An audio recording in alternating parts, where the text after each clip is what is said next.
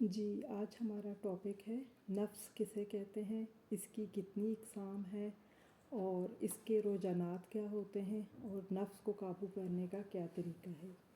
نفس فا کے اوپر زبر کے ساتھ نفس، جس کے معنی ہیں ہوا، سانس، نگلنے وغیرہ کے آتے ہیں۔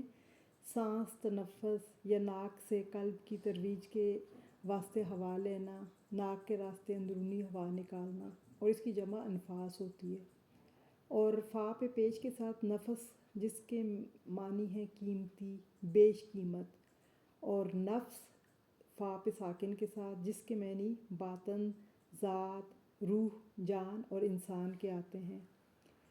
نفس کا تعارف اور اس کے رجحانات۔ نفس انسانی وجود کا ایک اہم حصہ ہے جو اکثر انسان کو برائی کی طرف راغب کرتا ہے۔ شیطان اور دنیاوی لذتیں نفس کو مزید اکساتے ہیں۔ قرآن میں فرمایا گیا ہے، سورہ یوسف کی آیت نمبر 53 ہے، بے شک نفس برائی کی طرف بہت زیادہ اکساتا ہے۔ نفس کی یہ فطرت ہمیں برائی کی طرف لے جاتی ہے، لیکن اس کا یہ مطلب بھی نہیں کہ ہم اس کے غلام بن جائیں۔ نفس کی 3 حالتیں یا 3 اقسام آپ کہہ سکتے ہیں۔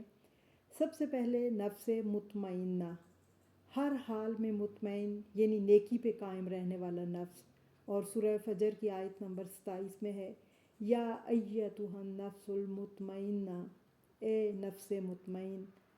اور نفس مطمئنہ وہ ہوتا ہے جو انسان کو اللہ کی اطاعت، اللہ کے ذکر، فکر میں مطمئن رکھتا ہے اور خواہشات کی کشمکش سے اور گناہوں سے دور رکھتا ہے۔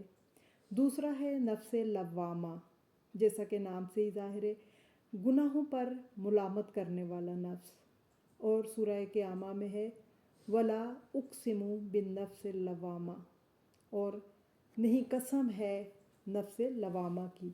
اور نفس لوامہ جو انسان کو گناہوں پر بہت ملامت کرتا ہے کہ یہ کام تو نے بہت برا کیا، ہر وقت انسان کو اس کی وجہ سے ضمیر جھنجھوڑتا ہے۔ تیسرا ہے نفس امارہ، امارہ جیسا کہ نام سے ہی ظاہر ہے، گناہوں پہ ابھارنے والا نفس۔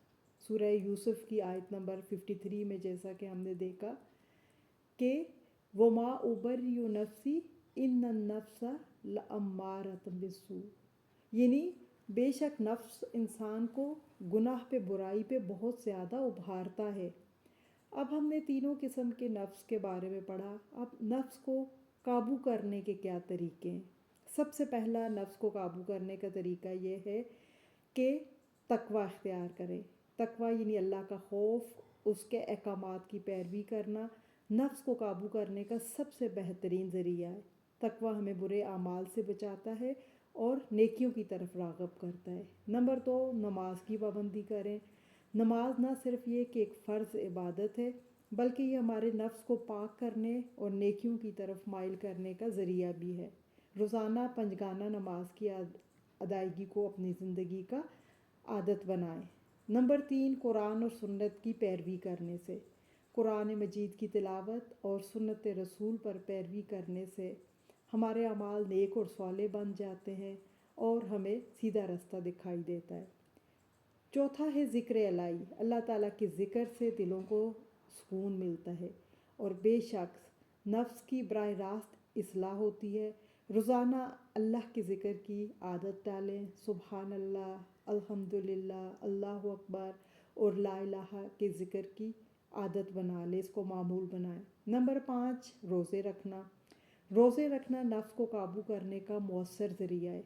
کوشش کریں رمضان کے علاوہ بھی نفلی روزے رکھنا عادت بنا لیں، کیونکہ روزے رکھنا نفس کی تربیت میں مددگار ثابت ہوتا ہے۔ نمبر 6 پہ ہے نیک صحبت اختیار کریں۔ نیک لوگوں کی صحبت اختیار کرنے سے بھی آپ کا دل خود بخود نیکیوں کی طرف مائل ہوتا ہے اور برے اعمال سے بچ جاتے ہیں آپ۔ پھر 7ویں نمبر پہ دعا ہے۔ اللہ تعالیٰ سے سب کچھ کرنے کے بعد اللہ سے دعا کریں کہ اللہ آپ کو برے اعمال سے بچائے اور نیکیوں کی طرف راغب کرے۔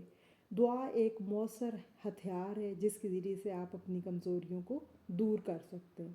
8ویں نمبر پہ صبر و تحمل۔ صبر و تحمل کو اپنی زندگی کا حصہ بنا لے۔ نفس کی اصلاح ایک مستقل عمل ہے جس میں صبر کی بہت زیادہ ضرورت ہے۔ اور نمبر 9 پہ استغفار۔ استغفار ہر وقت اللہ سے گناہوں کی معافی مانگتے رہنا۔ استغفار نفس کی پاکیزگی میں اہم کردار ادا کرتا ہے اور اللہ کی رحمت کو حاصل کرنے کا ذریعہ بنتا ہے۔ آئیے اللہ سے مل کے دعا کرتے ہیں کہ اللہ ہمیں اپنے نفس کو قابو میں کرنے کی ہمت دے۔